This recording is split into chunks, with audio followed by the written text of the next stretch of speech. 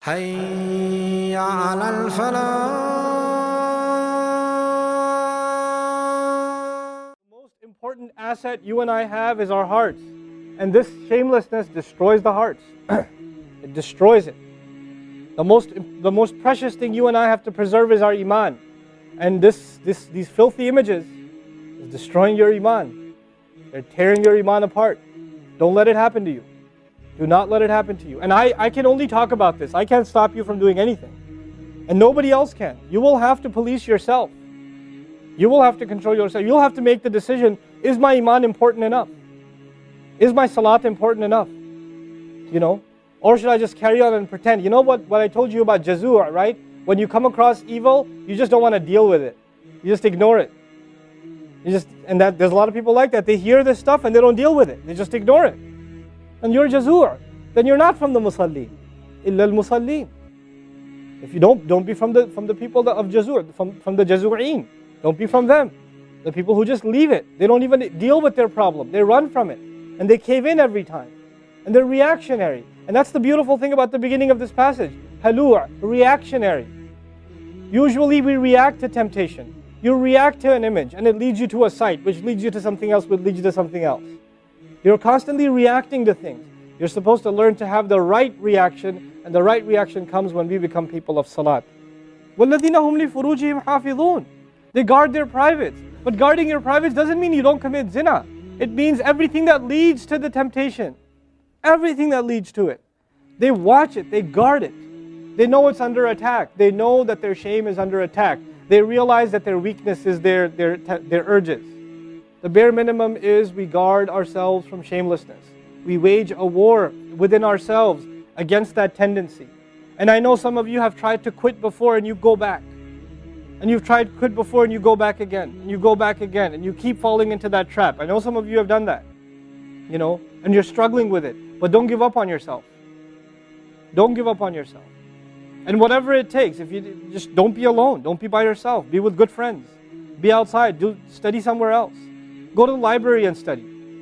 Go somewhere where other people are around. Because when you're by yourself, shaitan gets you. And if the fear of Allah isn't enough for you, at least the fear of other people will work for you. At least something's better than nothing. You know?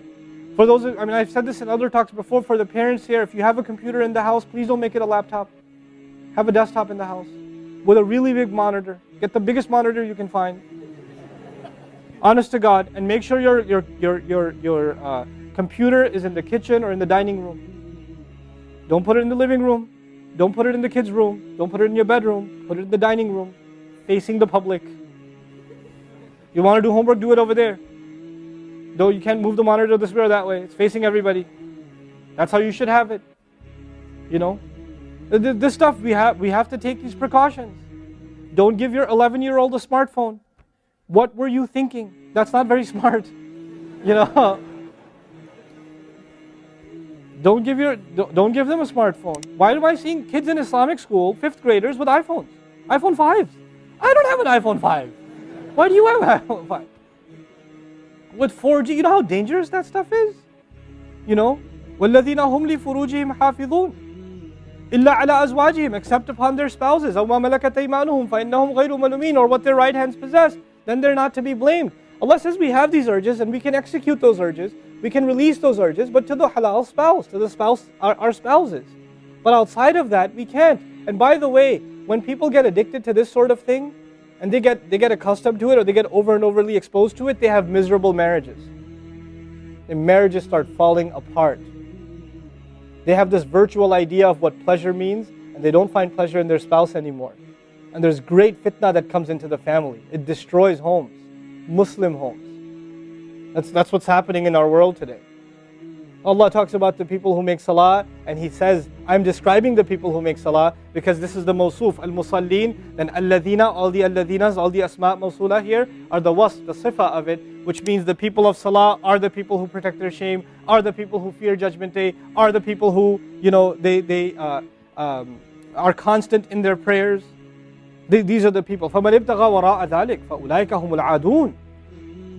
The people who pursue anything beyond that, then they are the ones engaged in aggression. This is an act of aggression. You know when adu is mentioned, or adi, adin from adu, from ada ya'du, right? Al-adun. Al-adawa in Arabic means animosity. Allah says whoever pursues their urges to be fulfilled outside of the halal, outside of the marriage, whoever pursues that, then they are engaged in an act of aggression. The question is, aggression against who? Because when you say enemy, then you have to say enemy of who? If they've become an enemy, who have you become an enemy to? Allah didn't mention a maf'ul bihi, no jar majroor, nothing related to it. You know what that means? They are an enemy to themselves, their family. They become an enemy even to Allah's teaching. You know, these are the kinds of people. And some of you unfortunately have that addiction. And you're watching this stuff online. And you're watching it and saving it on your apps and your mobile devices. And you don't feel bad about it anymore. You've justified it to yourself.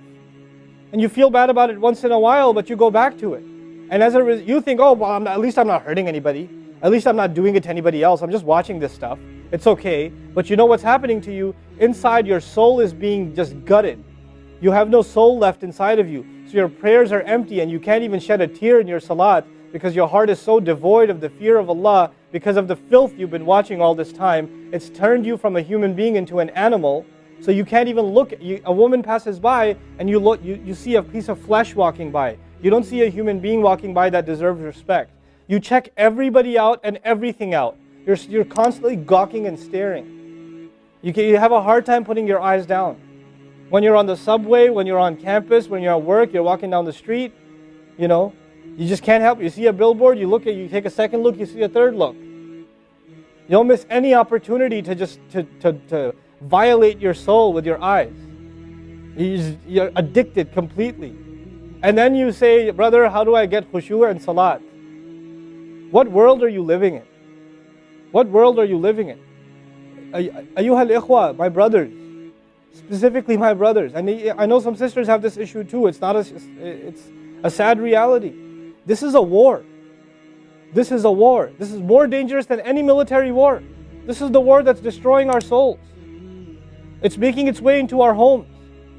It's making its way, you know, if I want to protect my children from this stuff as much as possible. But when my child goes to school, and it doesn't matter if it's Islamic school, there's a very high statistical likelihood that someone, a friend, with their iPod, with their mobile device, will say, hey, look at this. It's a very realistic, you know, a thing nowadays. It's not far-fetched. And so I have to prepare my children for the filthy world that they're going to be brought up in. And there's no escape from this stuff anymore. There isn't.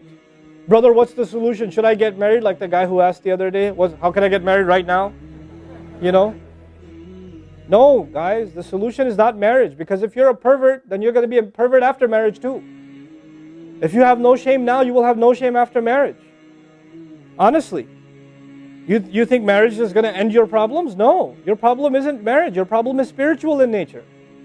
Your problem is psychological in nature. You need help. You need to stop this.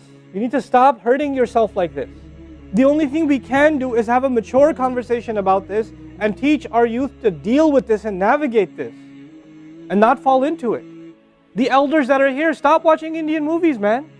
Why are you sitting in a lecture talking about salat and the importance of salat and you don't guard your shame? Mother and daughter and, you know, husband and wife and sister sitting together watching whatever. God, come on. Stop. وَالَّذِينَ هُمْ لِفُرُوجِهِمْ حَافِظُونَ. They guard their privates. But guarding your privates doesn't mean you don't commit zina. It means everything that leads to the temptation. Everything that leads to it. They watch it. They guard it. They know it's under attack. They know that their shame is under attack. They realize that their weakness is their urges.